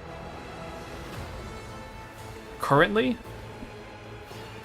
I'm leaning towards dismantling all of these servitors, personally, because I don't want to take the risk. I understand that they might have broken like a really small law, an insignificant law, or maybe insignificant's not the right word, but I understand that they might not have committed a grave offense to the Imperium, but I can't really trust that if they're all acting crazy, and starting to regain consciousness. It, even without committing a grave offense, it is a little concerning that they're regaining some level of consciousness.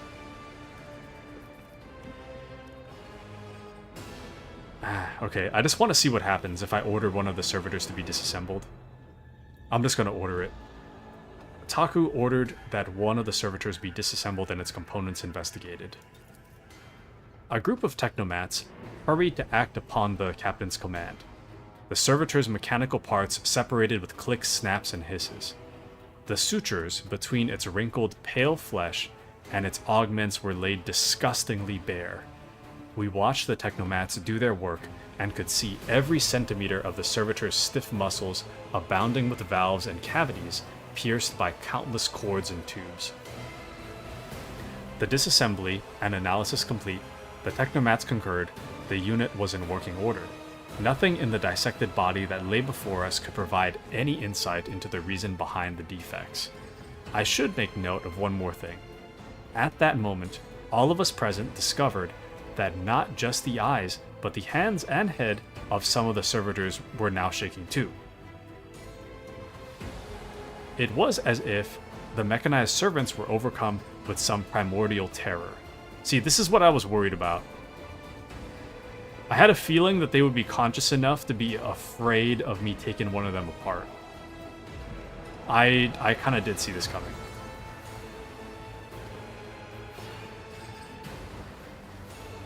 Taku turned to me to announce his decision. His lordship looked at me with unwavering resolve, and it was that confidence that wrenched me out of the nightmarish stupor that had me tensely observing the scene unfolding before me. The captain gave the order.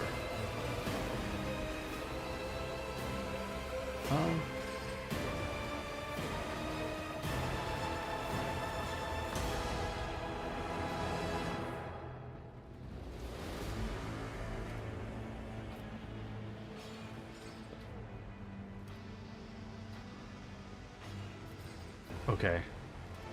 I'll say...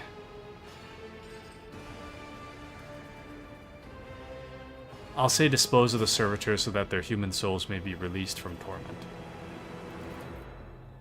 Iconoclast +3. The captain's command was executed post-haste. All defective units were incinerated in furnaces, and their remains were expelled into the void. The crew was provided with replacement servitors, and soon forgot all about the destroyed unit's peculiarities. Yet this incident haunts my memories to this day. With the fate of the defective servitors decided, nothing could now distract the captain from his mission.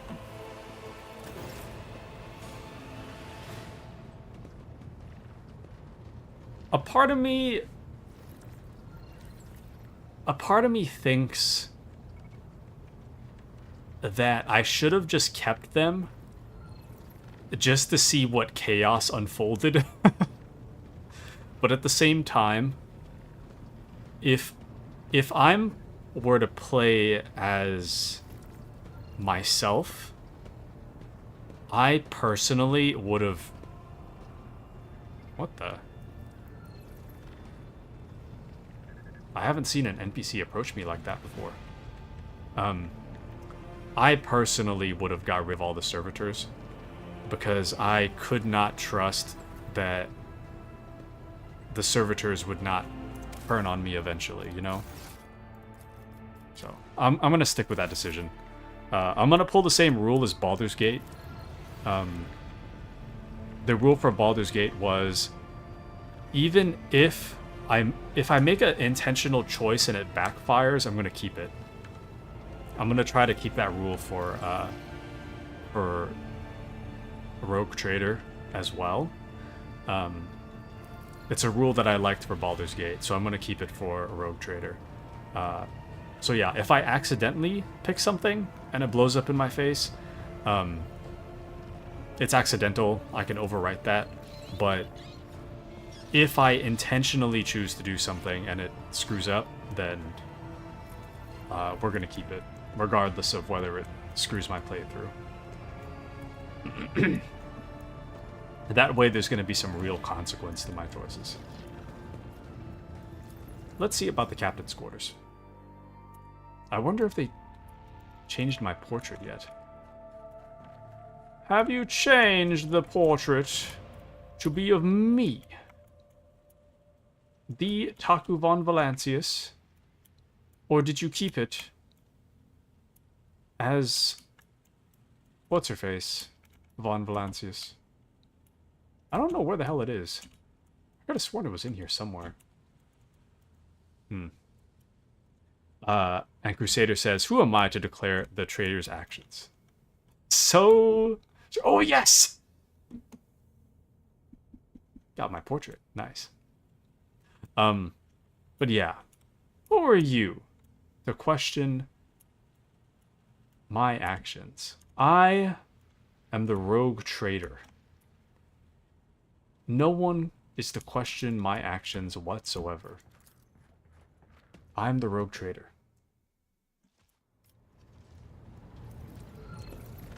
I go where I so please, and I do what I so please. Even if it blows up in my face. Okay. So, we were at Iraq 5, and we were at Rykad Minoris. However, it seems like we didn't finish everything. Hold on. I thought we finished it all.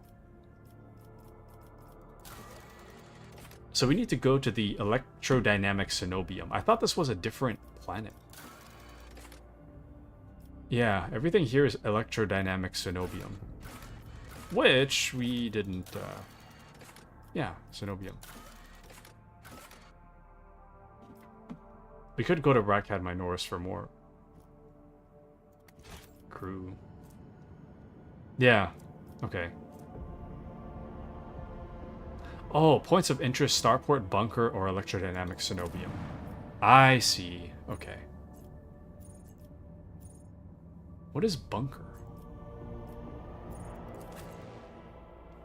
I'm just gonna go to the bunker because I can. I don't really know what's over there, but I just want to see. Actually, no. Bunker might be... yeah, never mind. Bunker is where we were.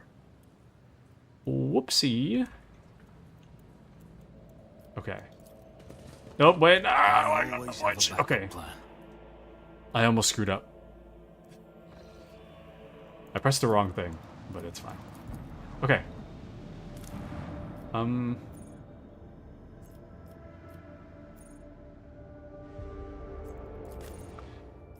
a little conflicted because my brain is kind of off today.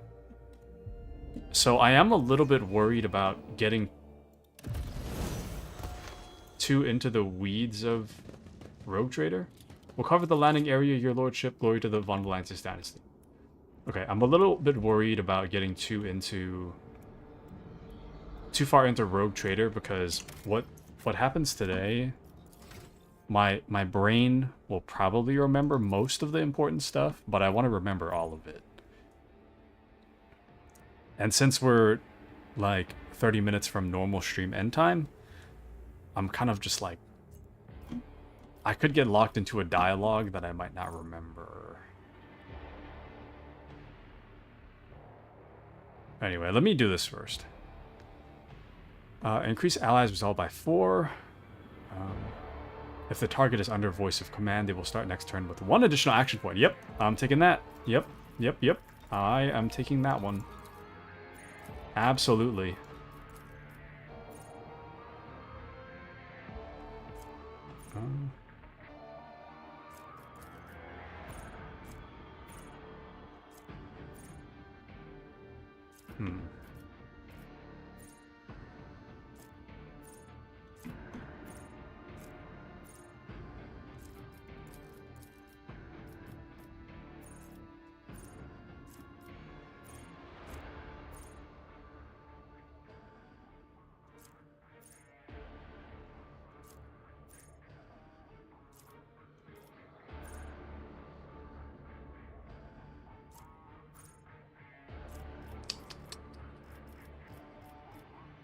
All this reading. Oh, grants 2 movement points. That's pretty cool. I'm not gonna pick it, but it's pretty cool. Pretty pretty cool. Not gonna touch it, but pretty cool. Pretty cool.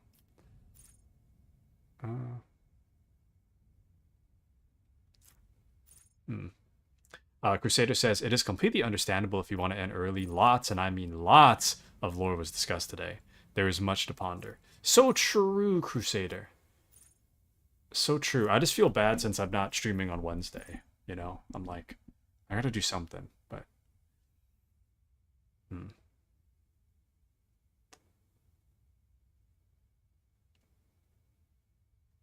Okay. Yeah, you know what? Actually, can I get out of this? Okay. Instead, I think we'll have to end here. My brain is so fried, dude. I can't... My brain is like deep fried. I don't know what's happening.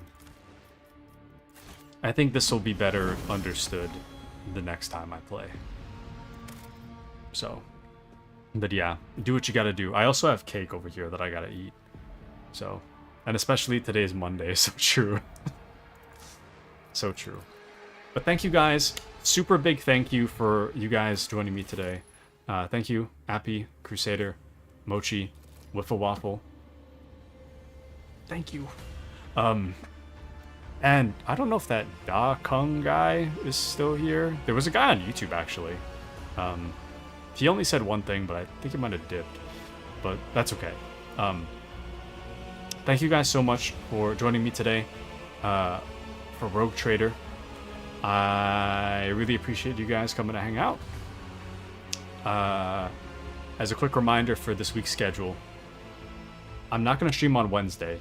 There is a very low but possible chance that I do like a low talk stream on a Tuesday or a Thursday. A very low chance that happens. It is possible. Wednesday, I definitely am not streaming. Friday, I am most likely to stream Darktide as a community event, and I plan to buy the Arbites DLC. So I'm going to be trying out the Arbites class. I believe it releases on Thursday. So Friday Darktide is the most likely. If anyone wants to join on Friday for Darktide, it is open for anybody who wants to join. Saturday is most likely going to be Rogue Trader. Like 99% chance it's going to be Rogue Trader. But yeah, Darktide is back on the menu, boys. I'm super excited for the new class. I've been playing a little bit more Helldivers lately because I don't want to get like too burnt out on Darktide before the new class drops. So I've been playing Helldivers. Helldivers is pissing me off though, so I'm gonna be glad to go back to Darktide. But Crusader says huge moves were made, cool people witnessed it. So true, Crusader, and it was a good stream. Thank you, Crusader. Darktide sounds like a blast. Thank you. And dude, love to join. What time? I'm excited.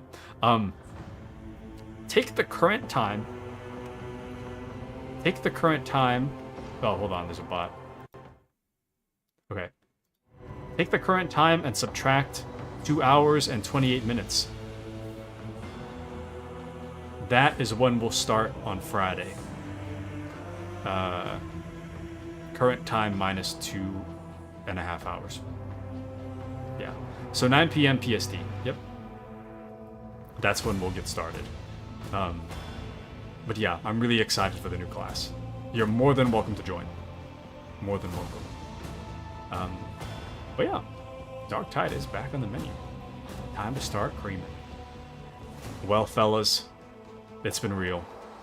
I don't think I'm gonna do a raid. I think I'll just end. Yeah, actually, well, I guess it never hurts to do a raid, huh? Thank you to anybody that might be out there on YouTube as well. Thank you so much for joining me tonight. We are going to raid CRT Dream Gaming. They've raided me before, but I haven't raided back. I actually haven't joined or chatted in a stream before, so today will be my first day. But yeah, I might be able to make that later in the night, running D&D this Friday, so I might be late. No worries. I hope you have a wonderful time at D&D, and it has been real. So true, Crusader. So true. I hope you guys have a wonderful time over at CRT, and I will catch you all in the next stream. Thank you, everybody. Good night.